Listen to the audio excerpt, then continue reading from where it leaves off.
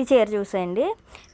నాకు ఎవరెవరు ఏ చీరలు అయితే పెట్టారో ఆ చీరలన్నీ కూడా వీడియోలో అయితే చూపిద్దాం అనుకుంటున్నానండి. ప్రతి ఒక్క చీర కూడాను చూస్తున్నారు కదా. ఇదైతే మా పిన్ని తమ్ముడు పెళ్ళికి పెట్టిందండి. మా ఆడపిల్లలందరికీ కూడా చీరలు అయితే తీసి పెట్టింది.